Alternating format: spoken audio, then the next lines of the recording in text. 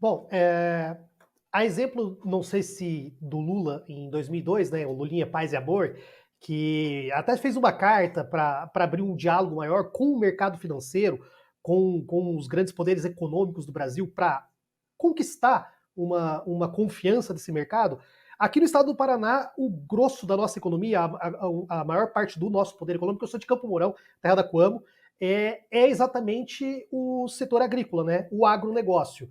E nós temos um agronegócio que aparentemente tem uma afinidade ou anda de mãos dadas com essa parcela mais conservadora do centrão fisiológico, junto com o bolsonarismo dentro do cenário nacional.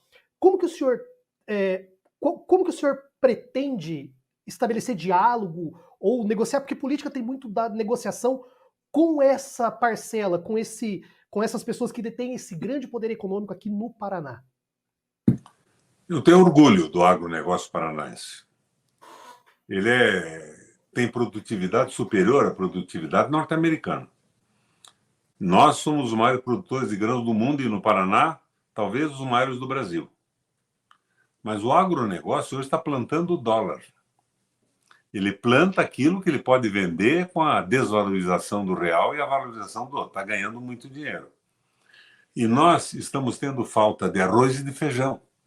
Nós estamos importando arroz e feijão da China. E para fazer o óleo de soja, nós não temos mais óleo, nós estamos comprando óleo chinês. Porque eles venderam tudo na frente. A França e a Inglaterra têm um pacto com o agronegócio, um entendimento. O agronegócio na França e na Inglaterra tem um acordo com o Estado de viabilizar o plantio e a produção daquilo que vai, na grande diversidade, para a mesa da população. Nós temos que pensar nisso. Agora, veja, eu, quando fui governador, eu cuidei mesmo foi da pequena empresa rural, das pequenas propriedades rurais e das pequenas empresas de uma forma geral. Eu baixei o imposto de todas elas. Mas as pequenas propriedades rurais tiveram o trator solidário, a irrigação noturna, o fundo de aval, que era o Estado dando garantia de empréstimo barato para uma família que não tivesse feito nos últimos 100 anos o inventário da sua terra, mas estava produzindo.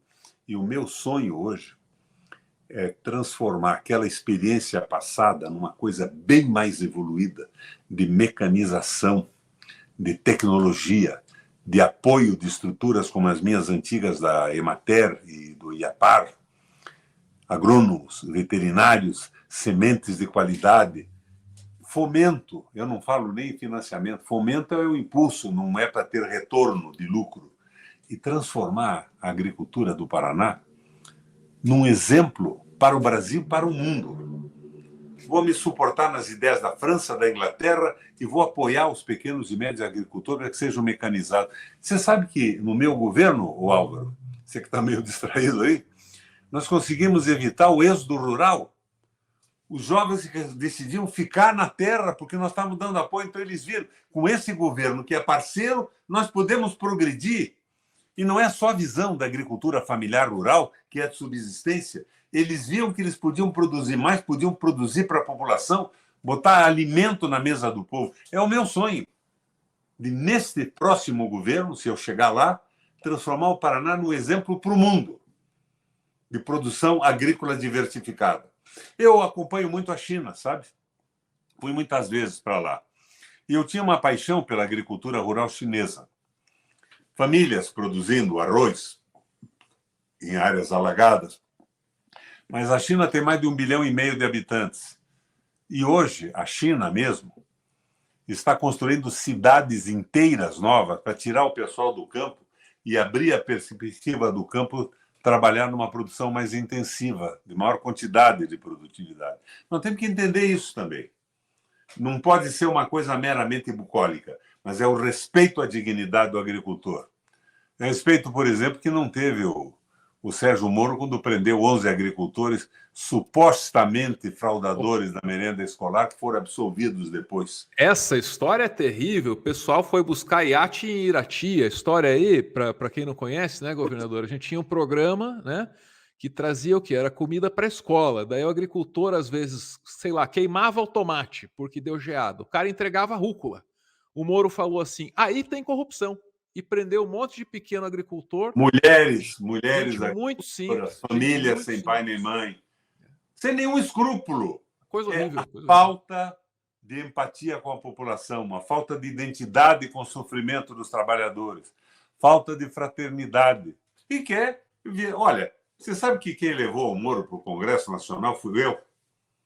As 2 primeiras vezes, eu, a Gleisi, a Vanessa Graziutin, nós convidamos o Moro para ir lá expor, porque a gente achava que lutar contra a corrupção era fundamental. Agora, de repente, nós vimos, quando saiu o Intercept, que não havia nada contra a corrupção. Era a serviço da geopolítica, do capital financeiro vadio, que não produz nada e quer dominar tudo, principalmente a eletricidade, os minérios, as terras raras, o petróleo e o domínio da nação com a escravização do trabalho.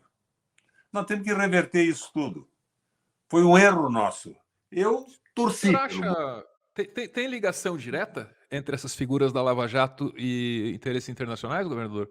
Ou é conspiração? Tem ligação. O diretismo se viu na Intercept.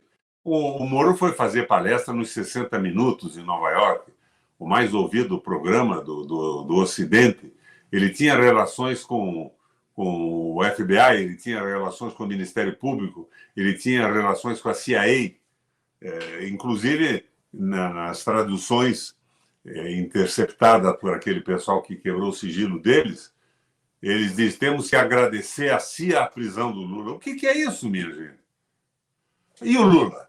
E o Requião e o Lula? Se o lulismo é uma seita, é um credo, eu não sou discípulo. Sou amigo do Lula. Eu acho que ele tem acertos e defeitos, mas acho que ele aprendeu muito. E hoje o que eu digo para uma pessoa: eu não gosto do Lula porque ele fez isso e aquilo. Vocês têm que gostar do Brasil e votar no Lula para a gente interromper este corte do nosso processo civilizatório do Brasil. O Lula é a esperança que a gente tem para o Brasil ser retomado pelos brasileiros. Você imaginou o Lula de novo com o Celso Amorim nas relações exteriores, montando o projeto nacional e se impondo ao mundo, respeitando o interesse de outros países, mas fazendo ser respeitado o interesse brasileiro? O Lula é uma necessidade absoluta. Agora, não é uma doutrina, ele tem erros também. Quem não tem erro? Eu tenho.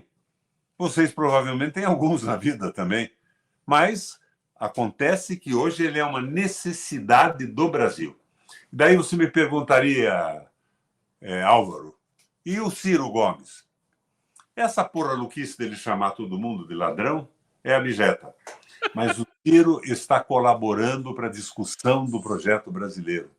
Ele está fazendo críticas a programas do governo petista do passado, faz críticas a propostas colocadas agora, e essas críticas aumentam o nível de conhecimento popular e enriquecem o processo político e colaboram com isso. Agora, aquela tese marketológica dele de chamar todo mundo de ladrão é de uma estupidez absoluta.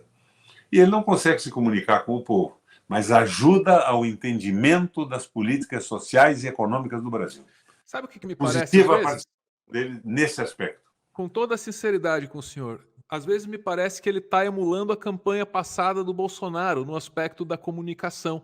Um engajamento muito pesado com a militância, que é orgânica e trabalha por ele, e essa tese de se vender como antissistema. Quer dizer, ele está fora e todo mundo é vagabundo. E o livro é bom, sabe? As ideias são razoáveis. O senhor mesmo Algumas aprecia, ideias, né? exatamente isso. Mas ele está num erro mercadológico, marketológico, boçal. Bárbaro. Eu estou tentando uma coligação com o PDT aqui no Paraná. Como é que está indo? Nós fizemos uma proposta, eles vão ter que resolver agora. É interessante. Eu acho que tem quadros maravilhosos. E as ideias do Ciro não são desprezíveis. O comportamento, me perdoa, é inadmissível.